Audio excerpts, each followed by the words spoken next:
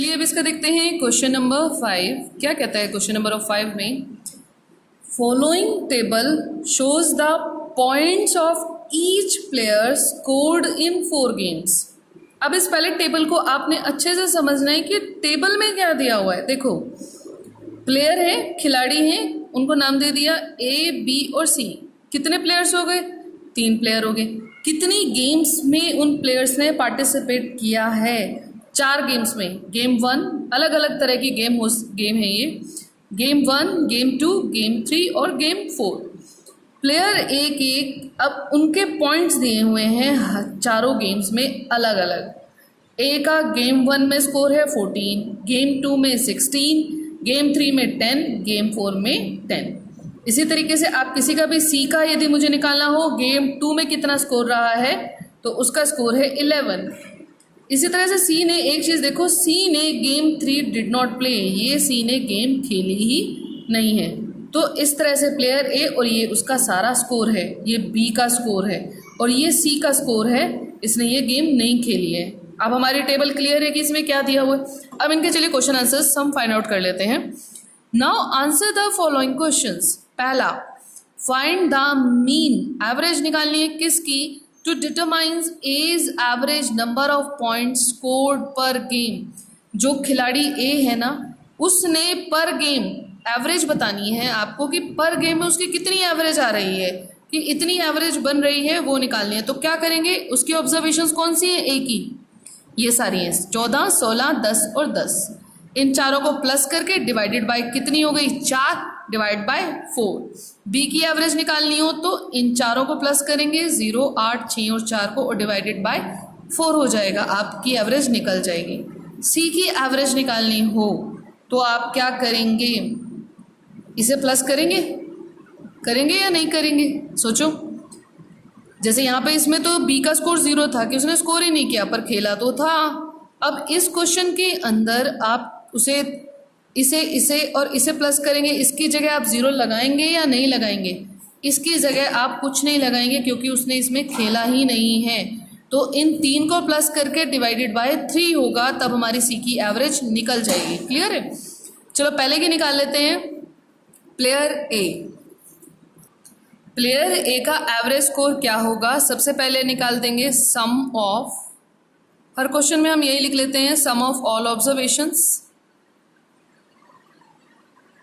कितना आ जाएगा? कौन कौन सी हैं इसकी गेम्स के स्कोर कौन से हैं? 14, 16, 14 प्लस 16 प्लस 10 और 10 प्लस कर लेते हैं 10, 20, 30, 40, 46 और कितने हो गए हमारे?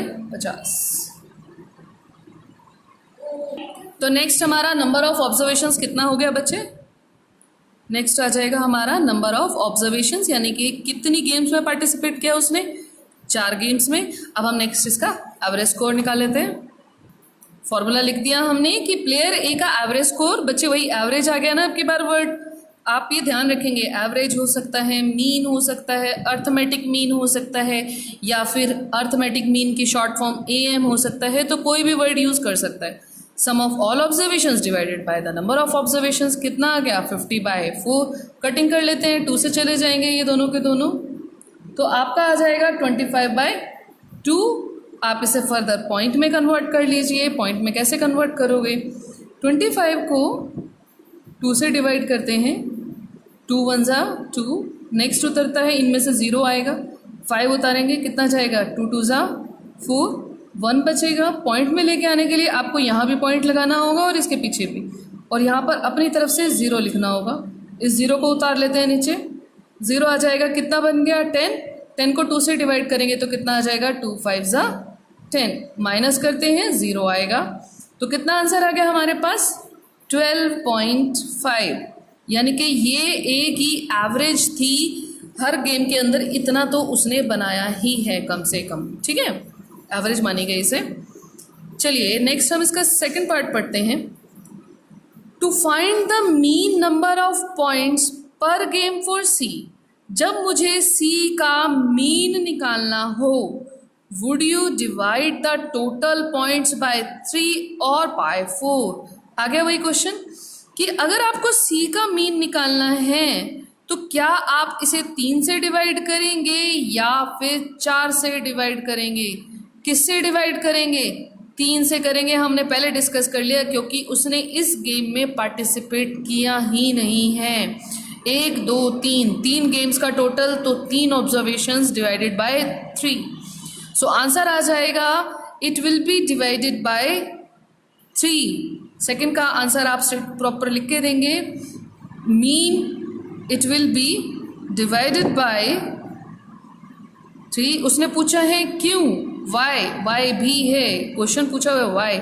It will be divided by 3 because C played, C ने कितने गेम्स के लिए? 3 games.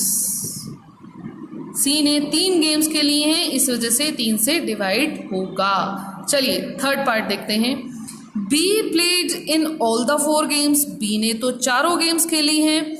How would you find the mean, mean कैसे निकालोगे? सेम वही तरीका है, sum plus divided by the number of observation. चलिए थर्ड पार्ट भी जल्दी से कर लेते हैं, डायरेक्ट करके दिखा रही हूँ अब आपको। एवरेज या फिर mean score of player C, C player का आ जाएगा सम ऑफ ऑल ऑब्जर्वेशंस। आप बेटा फॉर्मूला जरूर लिखना, हमेशा याद भी हो जाता है जितनी बार हम लिखते हैं उसे। नंबर ऑफ ऑल ऑब्जर्वेशंस, ठीक है।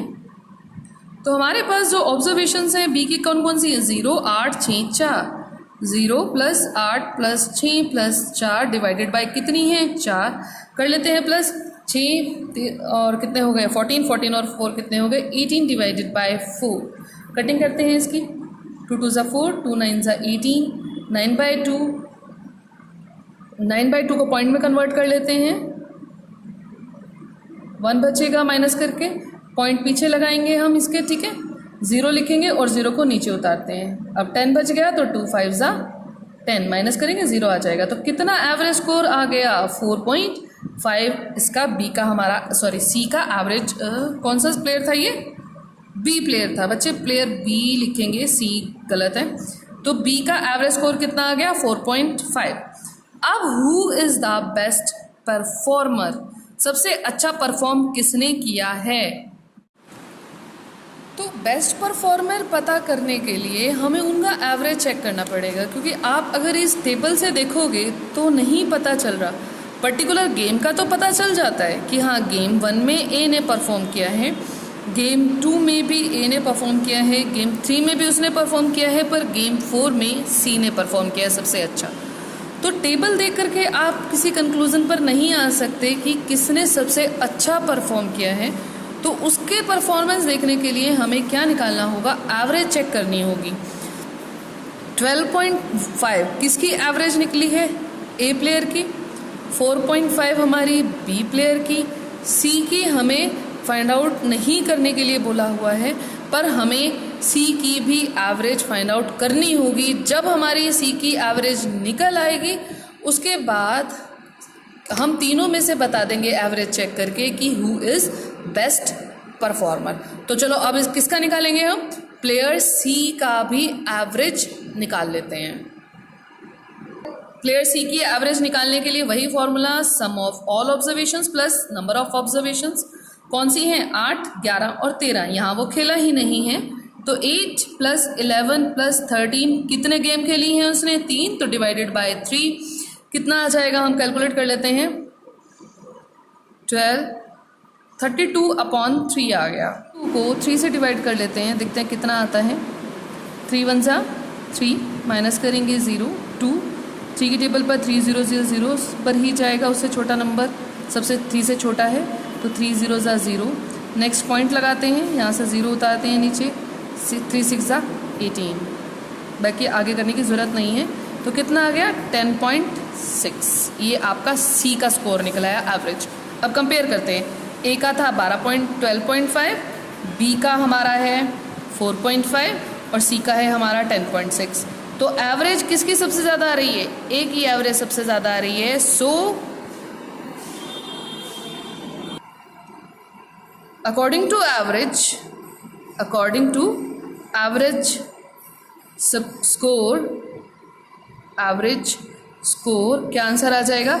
ए इज बेस्ट परफॉर्मर। क्लियर? कितना आ जाएगा हमारे पास? आएगा 32 को 3 से डिवाइड कर लेते हैं, देखते हैं कितना आता है।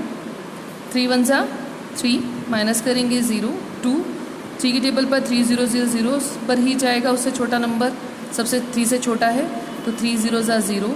नेक्स्ट पॉइंट लगाते हैं, यहाँ से 0 उतारते हैं नीचे, 3 6 जा 18। बाकी आगे करने की ज़रूरत नहीं है। तो कितना आ गया? 10.6। ये आपका सी का स्कोर निकला है, एवरेज। अब कंपेयर करते हैं, ए का था 12.5, बी का हमारा है 4.5 और सी का है हमारा 10.6। तो एवरेज किसकी सबसे ज़्यादा आ रही है? ए की एवरेज सबसे ज़्यादा आ रही है। सो अकॉर्डिंग टू एवरेज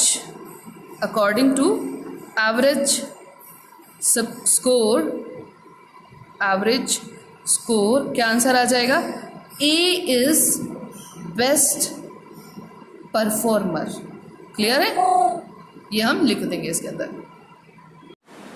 चलिए अब करते हैं एक्सरसाइज 3.1 का क्वेश्चन नंबर 6। आपको क्वेश्चन नंबर 6 के अंदर क्या दिया हुआ है? द मार्क्स आउट ऑफ 100, 100 में से नंबर दिए हुए हैं आउट ऑफ 100, यानी कि ये मार्क्स जो हैं 100 में से दिए गए हैं।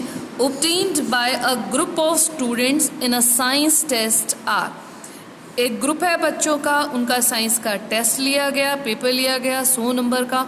उन बच्चों के साइंस में से 100 में से कितने नंबर आए हैं वो दिए गए हैं। देखो 85 76, ठीक है।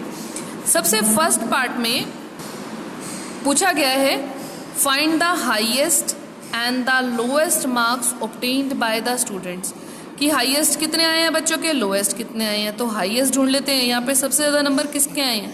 90 से बड़ा कोई है? यस 95 है, तो हाईएस्ट हो गए 95। और लोएस्ट कितने हैं? इनमें सबसे कम हमारे पास 76, फिर 76 से 39 भी दिख गया। 39 से नीचे किसी के हैं? नहीं है, तो लोएस्ट हो गए 39 और हाईएस्ट हो गए 95। तो हम फर्स्ट पार्ट में लिख देते हैं answers. Question number 6 first part, highest marks,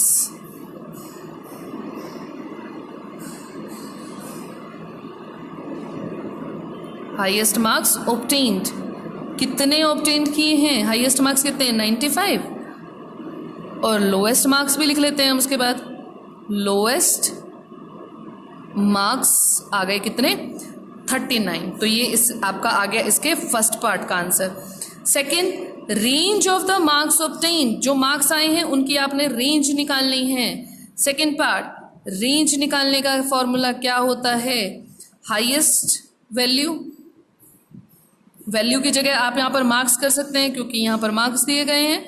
highest marks minus lowest value, या फिर लोएस्ट मार्क्स हम लिख लेंगे, ठीक है। इसे माइनस करते हैं, हाईएस्ट यानी कि 95 में से 39 माइनस करते हैं, कितना आ जाएगा? 95 में से 39 माइनस करिए, कितना आ जाएगा हमारे पास? यहाँ पर बनेगा 15 माइनस 9 6, और 8 में से 3 गए हमारे 5, तो रेंज हमारी आ गई 56। चलिए अब इसका कर लेते हैं third part, mean marks obtained by the group. तो इनका क्लास में मीन या एवरेज क्या निकलेगी? थर्ड पार्ट में आपने निकालना है। तो उसे निकालने के लिए आप निकालते हैं पहले सम ऑफ ऑल ऑब्जर्वेशंस। सम कर लेते हैं, जो भी ऑब्जर्वेशंस आई हैं सबका सम करेंगे। कौन कौन से ऑब्जर्वेशंस हैं हम जल्दी से लिख लेते हैं। तो मैंने ये लिख लिया है सारा का सारा कि सम ऑफ ऑल ऑब्जर्वेशंस, जो भी आपको ये सारे के सारे मार्क्स दिए हुए हैं उनको हमने प्लस कर लिया। प्लस करके हमारे पास आता है 730। और ये कितनी ऑब्जर्वेशंस है यानी कि कितने बच्चों के मार्क्स हैं, ये टोटल काउंट कर लिए तो ये हैं 10 बच्चों के मार्क्स। मीन निकाल लेंगे हम। मीन मार्क्स वही sum of all observations divided by number of all observations. कितना आ जाएगा? 730 डिवाइडेड बाय 10। 0 है आपकी, 0 से 0 कट जाएगी, आंसर आ जाएगा आपका 73। तो ये था आपका क्वेश्चन नंबर 6। चलिए अब देखते हैं question number 7। The enrolment in A school during 6 consecutive consecutive years, 6 consecutive का मतलब है लगातार। कैसे? जैसे 2001, 2002, 2003, 2004 लगातार आ रहे हैं ना सीरीज कॉन्जिक्यूटिव, ये कॉन्जिक्यूटिव ईयर्स हो गए। तो वो कहते हैं द एनरोलमेंट यानी कि बच्चे कितने बच्चे टोटल उसमें स्कूल में एडमिट हुए या टोटल थे हर साल। तो कैसे थे? जैसे पहले साल 1555 बच्चे थे, नेक्स्ट ईयर हो गई 1670 एनरोलमेंट हो गई बच्चों की। इस तरह से हर साल वो बढ़ती रही टोटल एनरोलमेंट स्कूल की, यानी कि number of students in school. क्या निकालना है? Find the mean enrolment of the school for this period. इतने सालों का आपने क्या निकालनी है? मीन एनरोलमेंट निकालनी है कि मीन एवरेज बच्चे कितने थे, वही क्वेश्चन है। मीन निकालना है। जो भी आपको ऑब्जर्वेशंस दी हुई हैं सबको प्लस कर लेते हैं। इन सबको प्लस करने पर हमारे पास आ जाता है 12,348।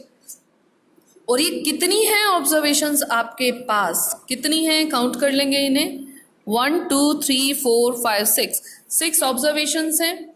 मीन निकालेंगे। मीन एनरोलमेंट का formula sum of all observations divided by number of all observations. तो इसे डिवाइड कर लेंगे 12,348 को 6 से करके देख लेते हैं। 6 से डिवाइड कर लीजिए या 2 से आप कटिंग कर लीजिए। 2 से बेटर है, कटिंग कर लेते हैं पहले, फिर करके देखते हैं। 2 3 ज़ा 6।